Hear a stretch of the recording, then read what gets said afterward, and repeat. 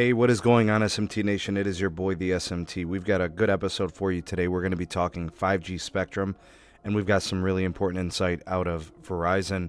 This is actually going to tell us a little bit about what Verizon is going to be doing with CBRS, 3.5 gigahertz in terms of the deployment plan, situations where they're going to be using it, different applications. I think it's also going to tell us what other carriers might or might not be doing with it, kind of depending on the situation. So we'll take a look at kind of a deep dive into that spectrum and how it's going to change things for 5G with spectrum availability and capacity and how it's going to be used. All right, so to kind of get things going, first I want to give a shout out to Monica Alvin from fiercewireless.com, a contributor there. I've been reading a lot of her work. Spot on, really good stuff, good insight on what's going on in wireless telecom. So I want to give her a special shout out, credit for this article. After I read it, I got to thinking about a lot of these things. So Verizon and CBRS, we got some insight about their indoor and outdoor networking. So kind of a follow-up to the last video I did. The patrons, obviously, they get a lot of this stuff that I do cover. So if you're interested in this type of material, I do cover more of it in depth on the Patreon side. But anyways, what we got from kind of like the CTO and Executive Vice President of Verizon, Kyle Malady, he spoke at the Wells Fargo Summit event here in the Wells Fargo Summit 2020. And he spoke to CBRS as a multi-purpose spectrum. So this is a reminder that they're going to be using it in many different scenarios and situations. It's not a one-trick pony for them. Obviously, he could not comment on the C-band situation.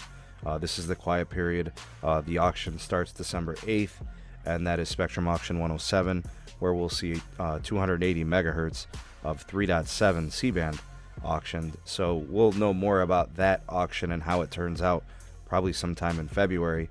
But anyways, he did speak to the 3.5 gigahertz CBRS band 48 auction. It's completed, so he spoke about the spectrum they've already been using in the past. In terms of CBRS, Verizon spent almost $2 billion on 557 PALs, those are private access licenses, in 157 different counties across the country. Here's what I know, and here's what I could tell you about CBRS and Band 48 for Verizon. Verizon spent almost $2 billion on the spectrum. That's not going to be slept on. They're going to be doing big things with it. They're going to use a combination of licensed 3.5 gigahertz CBRS with unlicensed, which is general authorized access. They've, up until now, it's been mostly outdoor for them. I have tested it in rural America. I have tested it in urban city settings. It's fast, but it definitely does have its limitations. It is propagating from macros, up to or beyond a mile, right? We would like to see that be a little bit better, but that is promising, and that's not even at high power yet. So that's one of the other issues is it's fast, but it's limited to its low power restrictions for now. Of course, it is definitely going to be hitting the high power transmission eventually. The EVP also mentioned thousands of outdoor sites currently deployed. I've seen them as rooftop sites, but which is technically a macro site. But we are definitely going to be seeing these things in a microcell application. I'm sure there are some. I just haven't tested any personally. The second thing I would say is expect it mostly in small cell application based on what they're saying for capacity where the customers need it. But they're also going to be putting it on macros, so that's going to continue. Arenas, stadiums, concert venues. We're talking indoor combined with outdoor application. Like I said, this is not a one-trick pony. They're going to go multi-purpose with CBRS.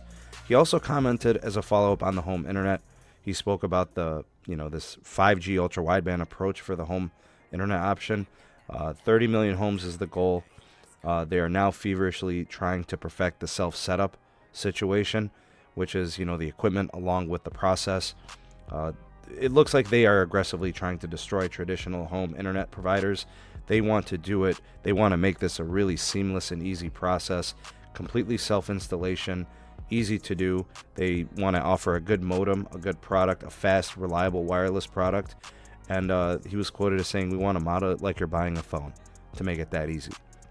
Currently, 70% of customers can actually complete the self-install on their own in under 40 minutes. They want to reduce that time, and they want to make sure that all customers could do the self-install. That saves them time, that saves them money, and customers are very willing to go with that approach without having to use a technician, setting up appointments, people coming in your home and things like that. So they are now on to the 4th generation of this technology. This has also reduced the cost and the overhead for them, making it more profitable and better overall. The next thing he spoke to was the Verizon Wireless CapEx. It continues to increase despite the pandemic. They've got 60 cities as their goal for the ultra-wideband 5G, and they're on track to reach that goal. He also spoke to the standalone core. He said that it is on track. They will be utilizing network slicing immediately, expecting a increase in theoretical and real-world speeds for their network. Speeds are topping out somewhere between 4 and 5 gigabits per second on initial testing, so that is tremendous. The next thing he spoke about was the NFL partnership. He spoke to the multi-angle simultaneously video angles on HD, viewing of the games and adding the capacity in those situations. So that's going to continue to be an area for them to focus on. And he did say that consumers, business, and scale will highlight 2021. So that's awesome. Anyways, I'll wrap this up by saying Verizon has and will continue to leverage CBRS heavily. It's something that they're invested big in. They are billions in dollars in on the private access licenses, and they're going to also leverage general access whenever they can. T-Mobile is probably going to be doing so sparingly. I haven't really seen much of it here in the CLE. I've never tested it. I know that some people have seen it and tested it, but I just, with their mid-band holdings, it's not really something they probably put a lot of attention to. Maybe areas where they don't hold a lot of 2.5 or something like that, they might consider it. AT&T likely won't do much with it either.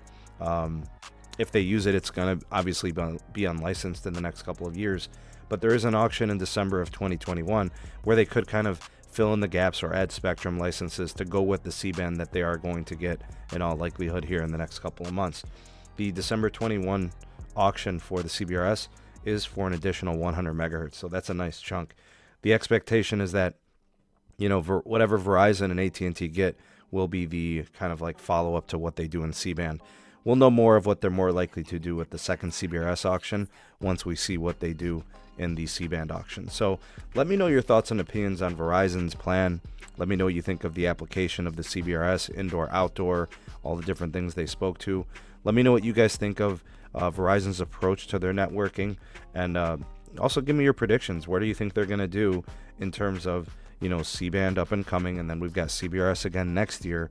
Let me know where you think they end up in getting spectrum, and let's throw in AT&T and T-Mobile in there as well. Let's get that conversation going down in the comment section below. Go ahead and let me know your thoughts and opinions. The voice of the people, the SMT Nation. Let your voice be heard. That just about does it for this edition of the SMT YouTube channel. Thank you so much for taking this opportunity to watch. We appreciate you being here. If you enjoyed the content, make sure to give this video a like and share it to all of your favorite social media platforms.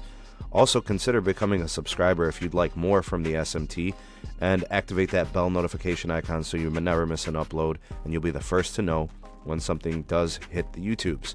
Also, we've got items in the description box. We've got a Discord server. The @SneedTech Twitter handle is there, and there's ways to donate and support SMT creation. That pretty much does it for today. Thank you so much for being here again. Hope you have a great day, and we'll hopefully see you soon on the next video. Peace.